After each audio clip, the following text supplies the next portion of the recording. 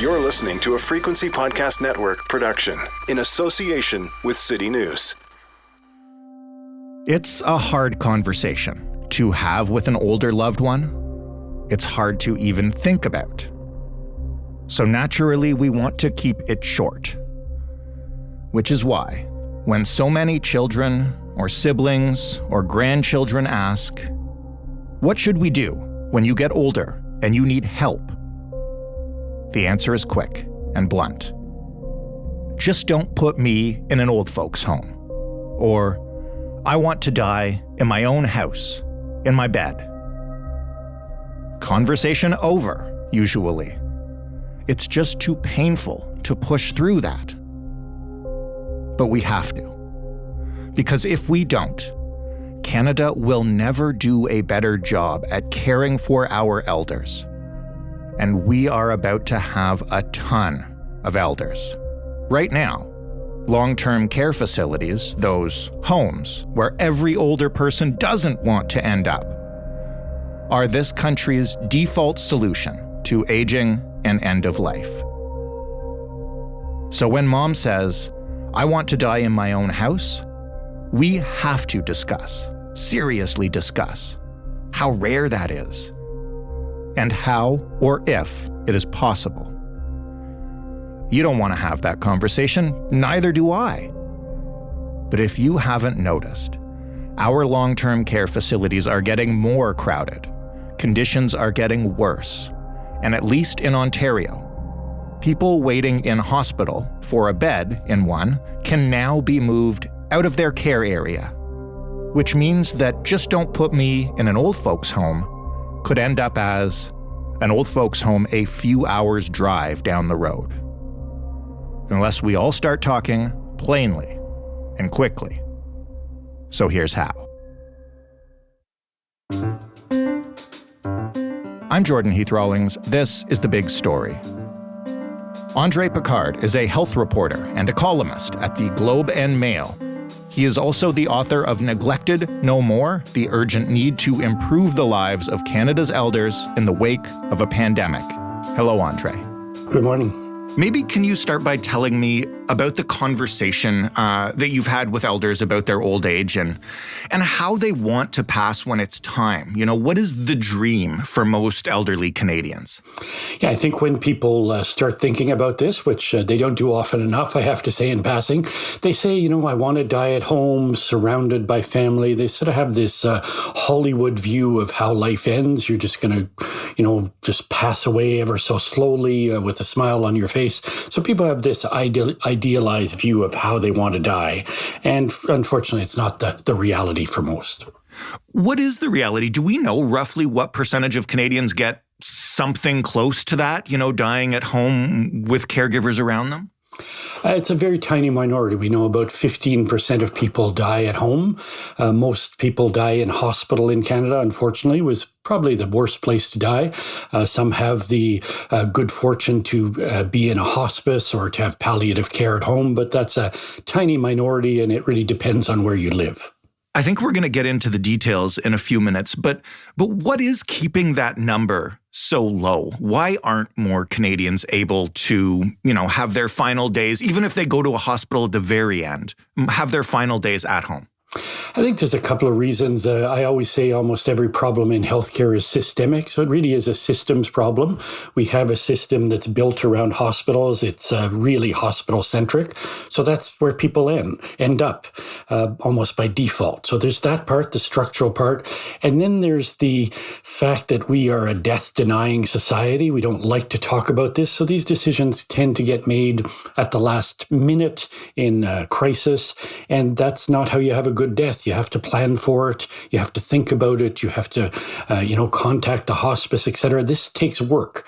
And then the third one is, again, when people do decide to die at home, they're often unprepared. So they're shocked by the reality of it, that it's not all wine and roses. They panic. People call 911. They end up in hospital. And again, that's almost the worst case scenario is ending up at the last minute in a hospital, because then you really are in the ER or in the ICU, and that's not a good death.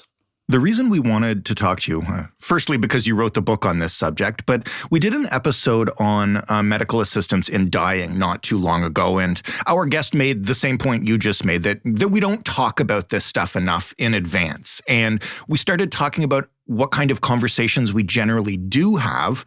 And one thing that's come up repeatedly is parents. I know I've experienced this. I know a lot of people my age are experiencing this right now. Parents who are getting older, who are not yet, thankfully, near that end of life stage, but who are saying, you got to promise, never put me in a home, never send me away, make this promise to me. And do you think that parents understand what they're asking when they ask their children to make that promise?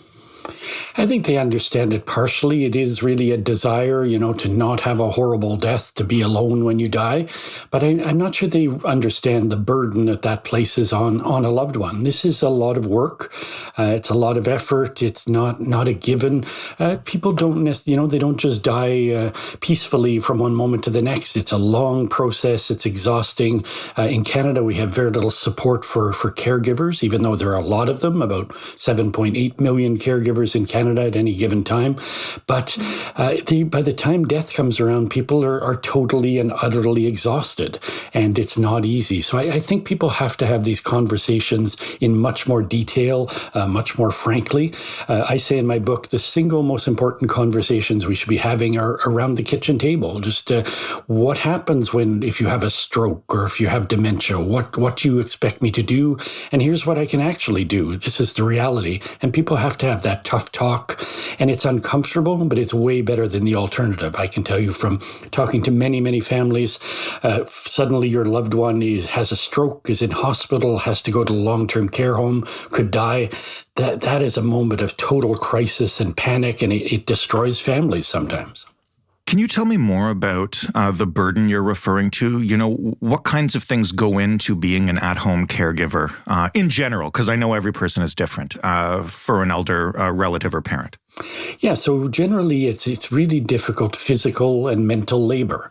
So toileting, feeding, bathing, these are all very difficult things. I am a big advocate for training. We send new parents to newborn training before they have a baby. They learn how to change diapers, etc. We should be doing this for adults. This is going to be the reality for most of us. We're going to have to learn how to change continence pads on someone with dementia, how to bathe them, how do you lift someone frail out of a bath. That's really sophisticated stuff that you have to learn.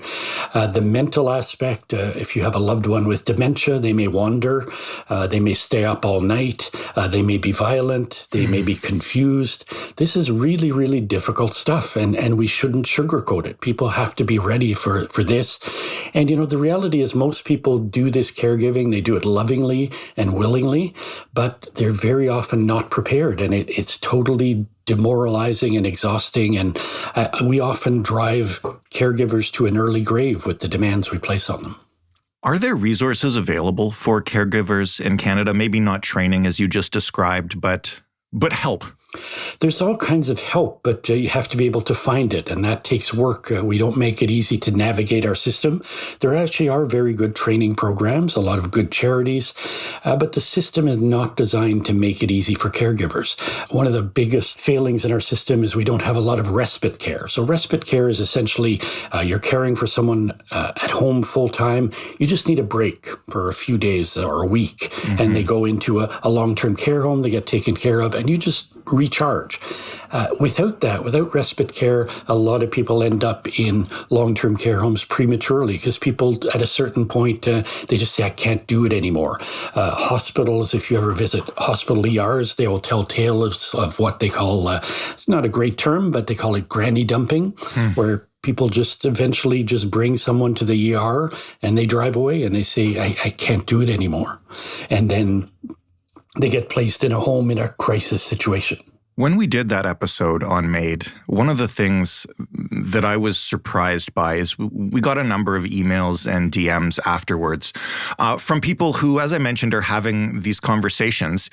I'm just going to read you quickly. One gentleman who wrote in, "My grandmother had Alzheimer's. Her last 5 years were rough. My dad has told us that he doesn't want that type of ending. He actually points out to the island in the lake in the woods that he just wants us to release him to die if it goes that way. Obviously, we're not going to do that, but is there any way you can set up now, for lack of a better term, a kill switch in your will where you say, if I get to X point and I can't respond and I cannot consent, I want a medically assisted death?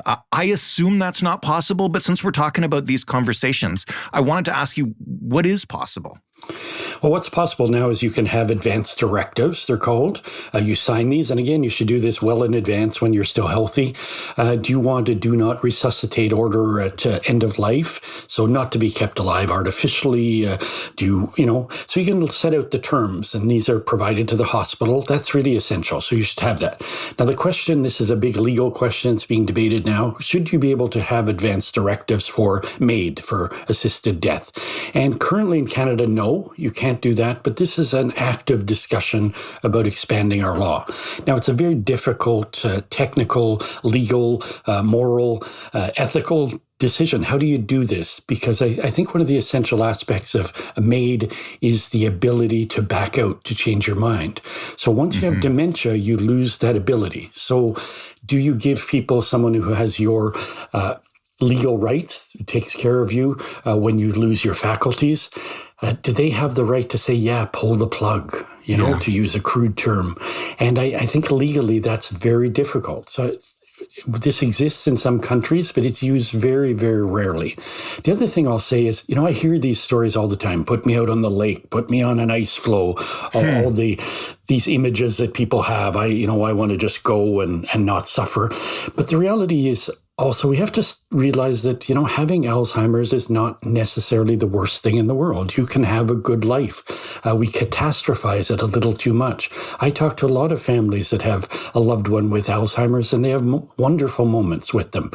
Different personalities. It's a different relationship. I saw this with both my parents. So I think this notion that it's the end of the world, we have to dispense with that too. And all this comes through really detailed and serious conversations about what is life like with Alzheimer's. It's a very slow decline for many people.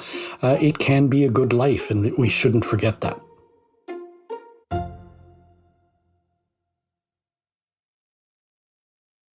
What do you think all the comments and questions about, please don't put me in a home, put me out on an ice floe, let me elect for MAID in advance? What does the fact that these are such big questions say about what people who are getting older view as the state of our elder care system?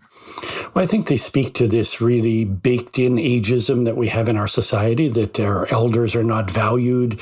We fear being, decline. We really fear death. There's a lot of societal issues wrapped up in this. So people shouldn't be as fearful as they are of dying. This is part of the process of life. We're born, we have our life, and we die. And we should plan for that, and we should adapt our societies to that. So I think a lot of reasons people are fearful of long-term care homes is because they're horrible. And the answer to that is not to have everyone have MAID, it's to not have horrible homes. The reason people are fearful of death is they think it's going to be awful and grotesque, and it doesn't have to be. I've been to many palliative care facilities with people at end of life, and it's quite beautiful. You can have a good death in many cases, and let's not forget most deaths. There's about 4 causes that account for almost all deaths in Canada: cancer, cardiovascular disease, COPD, and diabetes. All of those have very predictable ways of playing out. So we know when people are going to die, how they're going to die. All this can be planned for, and we can minimize people's pain and suffering. And that's ultimately what we should be doing, rather than looking for cop-outs like, throw me out in the lake. Let's make life decent until the end. Is it possible to give more elderly Canadians their dream? Is it possible to provide the services that are needed to keep elders in their homes as they get towards death without turning their children into 24/7 caregivers left alone with this burden? Yeah, of course it's possible. To say it isn't is a cop-out. Many countries do it much better than Canada. I think of the Nordic countries like Denmark or Finland. They have much better end-of-life care, much better care of elders, and it's a societal decision. So I think all this is doable, but we have to put our minds to it. I think the single biggest difference between us and, say, a country like Denmark is they don't spend more money. They don't have a magic cure to dementia, but they have a philosophy that says we value our elders and we want them to live in the community until it's no longer possible. So yes, long-term care homes are necessary for some people, but they should be the last resort. They shouldn't be the first reflex. So that's the problem in Canada. The problem in Canada is not that we have long-term care homes, is that we have way too many of them, and we have people there who shouldn't be there. And when we have homes, they should actually look like homes. They shouldn't look like prisons. They shouldn't smell like urine. They should be nice places where people live out their final days. So if I visit a place in Copenhagen, that's what I see. I see a home where people are living. They're dying, but they're living the best possible life until the end. When you say it's a difference of philosophy in terms of keeping our elders in their homes as long as possible, what does that look like on the ground in places like Finland and Denmark? You've described the long-term care facilities, but what kinds of things happen to keep elders from going there in the first place? Well, it's actually a whole series of very small things. It's having lights that take 25 seconds to cross the street instead of 10, so elders can still get around. It's having decent public transit with that lowers so people can get on without tripping. It's making sure that people in the neighborhood shovel the walk of older people who are incapable of doing it anymore. It's all these, people end up in care homes in Canada for the most banal and ridiculous reasons, that they can't do their own shopping. So there's a lot more, I think, just a collective attention to older people. And then when they do have homes, I mentioned they're nice, they're home-like, they have 20 beds, not 200 like in Canada, but they always pair them with a school or a daycare center. So little kids are overplaying with the elders every day. The people with dementia talk to kids every day. It brings some life to them, and it just says to them, you're part of society. And that's the philosophical part that I think we're not doing well. I think every Canadian, with few exceptions, they love their mums, they love their grandmothers, but we don't reflect that in public policy. We believe it individually, but we have to make that leap and believe it collectively. Who has the power to start us on that leap? Is this a federal issue? That's where MAID comes from. Provinces dictate healthcare policy. You're talking about sort of a sea change in the way all levels of government see it. How do you start something like that? Yeah, in Canada, I guess we can't have any discussion about healthcare without talking about the Constitution. But this isn't an issue of jurisdiction. It's an issue of, it's the public that has to demand this. At some point, we have to say this is intolerable. During COVID, we've had to date 21,000 people die of COVID in long-term care. I call it in my book a massacre of neglect. Why is this tolerable? Why are we not talking about this every single day? Why is this not a ballot box issue? The only solution offered up is we're going to build more long-term care homes. So we're going to give people more of what they don't want. This, to me, is a perversity of public policy. But the problem eventually comes down to the public themselves. When they get into that ballot box and mark their vote, are they deciding based on the state of elder care? No, they're deciding on the price of gas or the economy. And the old people just get forgotten time and time again. And that's why politicians don't act. They don't feel any obligation to act. And I think it goes well beyond that. I think we focus too much on long-term care. We should be talking about the alternatives to long-term care. We should be talking about investing more in home care, supportive housing, all the stuff between the time you retire and you're relatively healthy and the end of life, which is maybe 25 years later. We've got to fix all that. We've got to make society more elder-friendly. We have to get the ageism out of our public policy. We have to not just say we respect our elders, but do it in legislation and do it in programs. So it's all kinds of little things have to happen for the philosophy to change, and it's a chicken and egg thing. I'm not sure where you start. Change with the change of attitude or with the change of policy. Andre, thanks as always for your wisdom on this. The last thing I want to ask you about is on behalf of the people who did reach out to us after our medical assistance in dying episode, what would you say as somebody who's studied this and had these conversations at length to children who are being asked by an aging parent right now to either, promise you'll never send me to a home or help me get medical assisted death if I start to lose my mind? What would you tell them? I tell them, have these frank, difficult conversations while your parents are still healthy, while they still have their full faculties, and be honest about it. Be honest about what you think you can do, about what they should expect, and don't just take this cop-out, well, someday you're going to get MAID. It's not that simple. MAID is a really important issue. I think it's important people have that choice and that ability, but the reality is very few people are going to opt for MAID for a whole bunch of reasons. So plan financially, emotionally, practically, and you can have a good life and a good death if you plan ahead. Thanks again, Andre, and thanks for all your work speaking up for Canada's elderly community. Thank you for caring about this issue too. André Picard of the Globe and Mail. If this conversation helped you, you really should check out his book, Neglected No More. That was the big story, and I have an update for you. We could use your input. For the second time in the 4-year history of this show, we are launching a listener survey. We want to know what you think of the show, what you like about it, what you don't like, what topics we should cover more or less. If you want merch, if you want to buy a hat, all sorts of other things.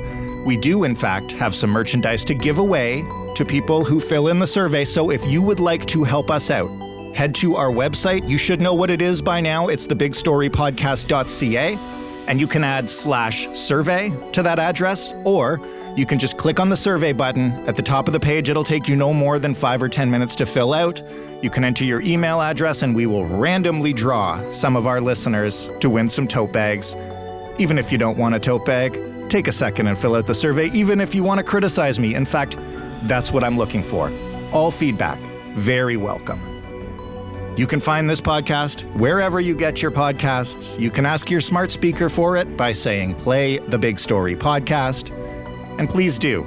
If you're not going to fill out the survey, at least rate and review us. That is the least you can do for this free show we keep giving you. Thanks for listening. I'm Jordan Heath Rawlings. We'll talk tomorrow.